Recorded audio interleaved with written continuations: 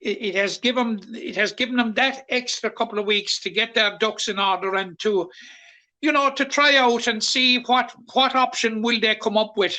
Now, the longer it goes on, the greater myriad of options that are going on. Like it has convulsed it has discourse since it was announced that Declan Hannon will be absent, as to who will be wearing the prime number 6 jersey. But it's a point I've made quite often, Jack, and Jonathan Higgins made the point about Declan Hannon.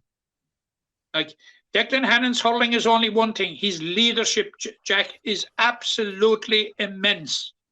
And I'm absolutely convinced, and it's now 4 years on, had Declan Hannon been on the field in the 2019, for the duration of the 2019 All-Ireland semi-final, we'd be talking about a different narrative now.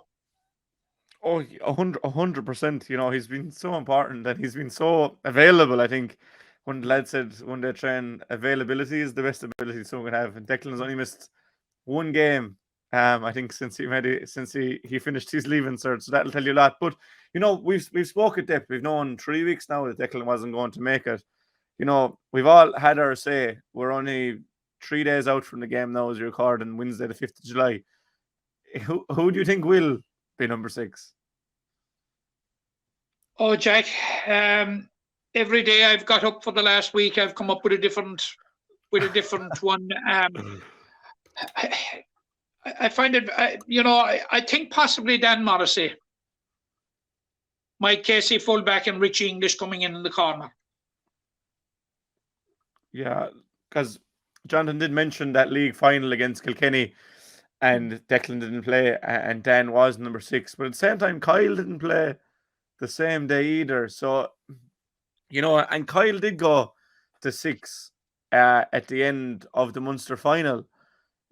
So I'd be edging towards Kyle, to be honest, at 6, because you're looking at bringing in a rookie cornerback then if if Richie goes down. I think Colin Coughlin has kind of bed his way in now the last few days. He's got 2 appearances under his belt. He obviously played in 21 All-Ireland final, so he has experience, whereas if you start Richie, your next man in the corner would be probably Aaron Costello, Fergal O'Connor, or maybe Ronan Connolly, and none of them have made a championship appearance yet. So you're probably taking a risk whatever way you go, because we're not used to playing without Declan.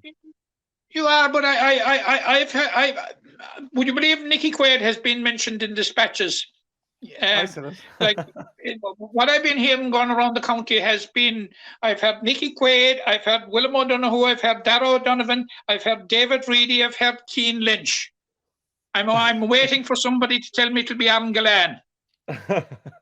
I'd say one fella, and very surprisingly, like, I haven't heard anyone say Diarmaid Burns go in there, and Diarmaid plays centre back for Patrick Swell, but he's so good at 5 that he can't go in there. Like, I know Kyle is so good at 7, but it's interesting some fellas haven't been mentioned at all. Grod Hegarty's another one. He plays there for Pats. He's been mentioned as well. Yeah, he's been mentioned as well. But I'm coming down. I'm just saying, on the balance of probability, probably Dan Morrissey, just over what your solution is of Kyle Hayes and Colin Coughlin.